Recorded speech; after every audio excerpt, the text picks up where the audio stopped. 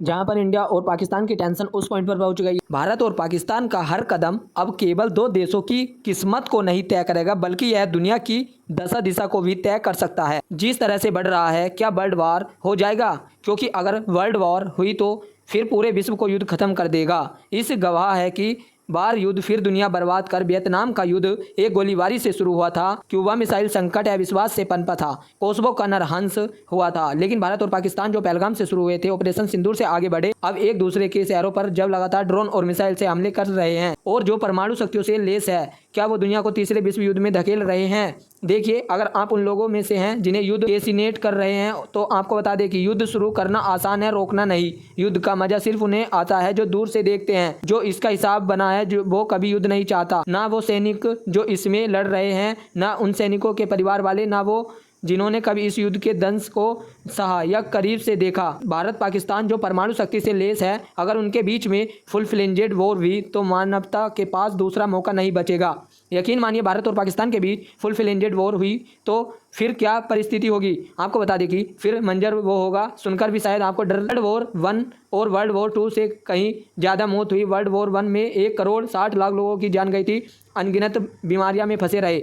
World war 2 जब आया तो इसमें मौतों की संख्या और ज़्यादा बढ़ गई, 8 करोड़ के आसपास मौत हुई। अगर हथियारों की ताकत बढ़ी है तो तबाही का मंजर भी तो बड़ा होगा। अगर 100 किलो टन का मान लीजिए बम कराची या फिर दिल्ली पर गिर जाता है तो यकीन मानिए 5 से 10 किलोमीटर लोग जलकर राख हो जाएंगे। 30 किलोमीटर तक इमारतें जो हैं वो पूरी तरह से ढह जाएंगी। लाखों मौतें मिनटों में हो जाएंगी। करोड़ों ऐसे हैं जिनको इलाज नहीं मिलेगा। आने वाली पीढ़ियों में बीमारियां जो इंसान की नस्लों को बर्बाद करके रखती है। अब अगर आपको लगता है कि दोनों देश समझदार हैं, वो लड़ रहे हैं, वर्ल्ड वॉर जैसी सिचुएशन या परमाणु वॉर जैसी सिचुएशन नहीं होगी, तो आपको यह समझना पड़ेगा कि एक गलती वर्ल्ड वॉर शुरू कर सकती है।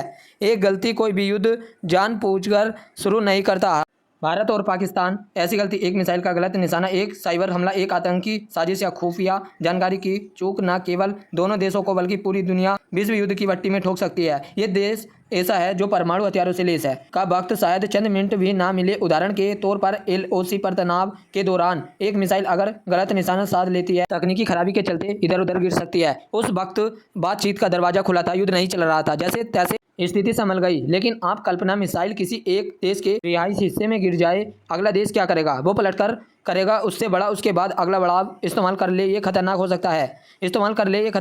अगर भारत की अंगिन 5 जो 5000 किलोमीटर रेंज या पाकिस्तान की शाहीन 3 जो 2700 किलोमीटर रेंज गलती से इधर उधर चली आती है तो दूसरा हमला करेगा। आज भारत ने फास्ट इस्तेमाल करा है, लेकिन अगर गलतफहमी इस लेवल पर जाती है तो शायद जवाब खतरनाक होगा। मिसाइल होंगी दिल्ली, मुंबई, कराची, इस्लामाबाद जैसे शहर मिनटों में मलबे में। अगर कहीं कोई आतंकवादी हो जाता है तो यह भी विश्व युद्ध की तरफ धकेला जाता है। 2008 में मुंबई हमले ने भारत को हिलाया था। 2019 के पुलवामा हमले ने बालाकोट। अगर भारत और पाकिस्तान ये समझे कि दुश्मन एक दूसरे के भीतर नहीं बल्कि अविश्वास और कट्टर सोच के भीतर है। अगर पाकिस्तान आतंकवाद को खत्म कर दे तो हिंदुस्तान उसके साथ शांति समझौता कर ले, क्योंकि अगर यह शांति समझौता नहीं होता है और इस बार कोई गलती होती है तो शायद गलती की कोई गुंजाइश नहीं होगी, क्योंकि इस बार युद्ध शुरू हुआ तो कोई विजेता नहीं बचेगा, सिर्फ बचेगा तो राख राख राख। इसलिए वक्त है इतिहास को सीखने का, क्योंकि अगर नहीं सीखे तो हिंदुस्तान पाकिस्तान ही नहीं, एशिया और पूरी दुनिया शायद उठेगी। हमें तय करना है कि क्या हम मिलकर इतिहास बना सकते हैं या नहीं। इतिहास के पन्ने पर खून की स्याही से अपना नाम दर्ज कर सकते हैं। फैसला हिंदुस्तान और पाकिस्तान के लोगों को करना है।